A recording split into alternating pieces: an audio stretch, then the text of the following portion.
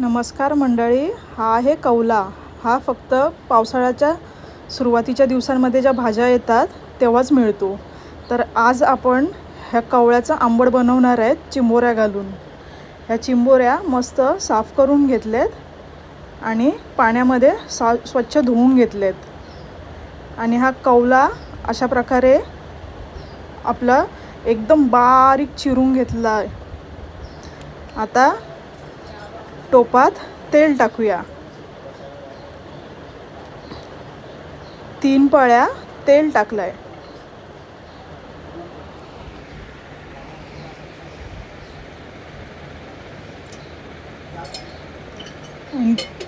तेल मस्त गरम होऊन द्यायचं। तेल कडकडीत गरम झालं की त्यामध्ये ठेचलेलं लसूण, चिरलेली मिरची घालून 1 मिनिट परतवायचं।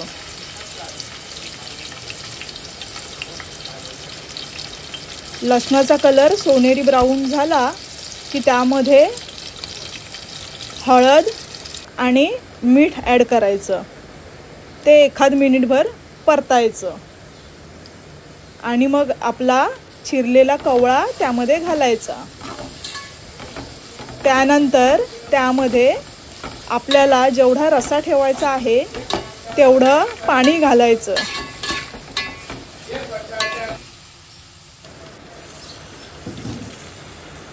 ह्या अशा प्रकारे पाणी घातलं की थोडा वेळ उकळवत ठेवायचं।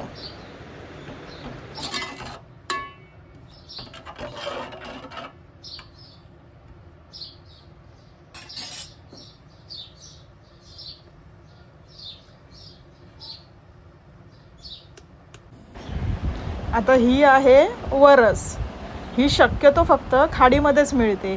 आमच्या डॅडीने काल खाडीवरून येताना आणलेल्या। त्यामध्ये टाकलंय हळद, चवीपुरतं मीठ, 1 चमचा मसाला, आमचा कोळी मसाला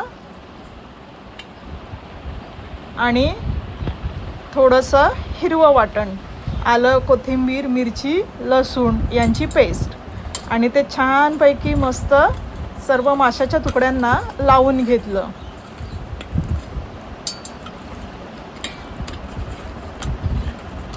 ही मच्छी भयंकर काट्याची मच्छी असते, सो खाताना खूप जपून खावी लागते, पण चव पण तितकीच भारी लागते।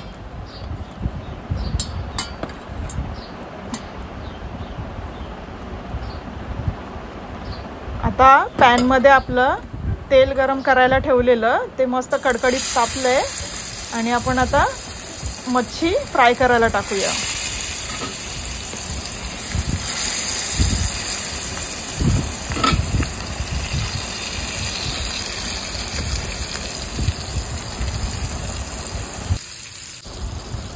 हे एका साईडला आपलं कवळा शिजवत ठेवलेला तो उकळतोय, तो चांगला शिजवून घ्यायचा आणि मग त्यामध्ये आपल्या चिंबोऱ्या सोडायच्या।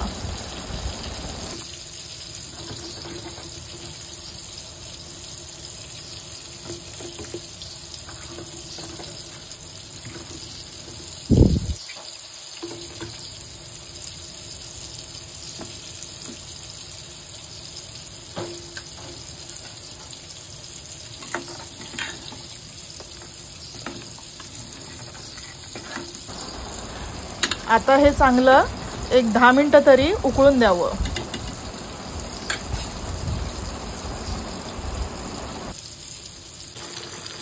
आपली मच्छी फ्राय होते एका साईडला, मस्तपैकी एका साईडनी फ्राय झाली आहे आणि आंबट पण उकळलंय। आता हे पूर्ण उकळल्यावर चिंचेचं पाणी आमटामध्ये टाकून द्यायचं। छान मस्त आंबट तिखट चव लागते या आमटाची।